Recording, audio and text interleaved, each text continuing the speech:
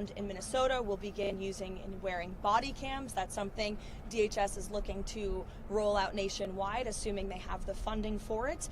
So that could be part of the discussion. I know Tom Homan has been on the ground in Minnesota. He's there again today for direct dialogue with state and local officials to move these conversations forward as well. And I think you'll be hearing more from Mr. Homan tomorrow on some of the progress that has been made. So look, we're willing obviously to have this dialogue and to talk and to listen, but we are not going to concede in enforcing our nation's immigration laws and delivering on the mandate the president was given by nearly 80 million Americans to deport illegal alien criminals from our country. Venezuela, any preparations for a visit from Secy Rodriguez from Venezuela, and your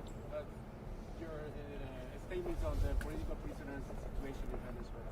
Sure. I don't have a date for a visit at this time. I know it is something that has been discussed, but no firm plans at this point. As for the release of the political prisoners, the president and this entire White House, and I think the whole country, should be very pleased to see that. It's a commitment that Ms. Rodriguez made, and she has kept, and we expect her to continue to keep it. The administration is still expecting the ICE agents during the Super Bowl week. And what are the comments from President Donald Trump regarding what Bad Bunny said during the Grammy Awards, ICE out?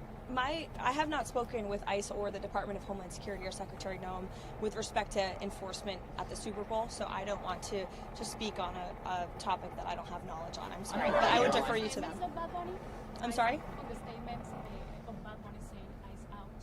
Yeah, I mean, look, I think it's very ironic and frankly sad to see celebrities who live in gated communities with private security, with millions of dollars to spend protecting themselves, trying to just demonize, law enforcement, public servants who work for the United States government to enforce our nation's laws.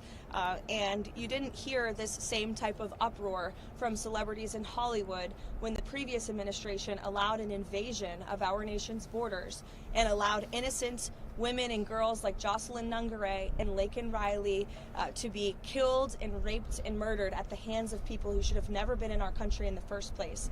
And now you have law enforcement who are simply trying to do their jobs to remove violent predators like those who took the lives of innocent Americans. There was no uproar from Hollywood and the elitist crowd at the Grammys then, but there is now, and I think that speaks to the unfortunate irony that we're seeing in Hollywood. I'm sorry? President Trump approval ratings has went up in the Hispanic community since the Maduro's capture. What do you think about that? Because the legacy media said that the Hispanic community is scared about Trump policies. Yeah, I think it's a great point, but what the president obviously did with respect to Venezuela was a great thing for all Americans, but especially Venezuelan Americans who fled Maduro's illegitimate regime because of the horrors of communism. And I think it's a good lesson for all Americans to learn. Thank you, guys. Thank you, Caroline. Thank you.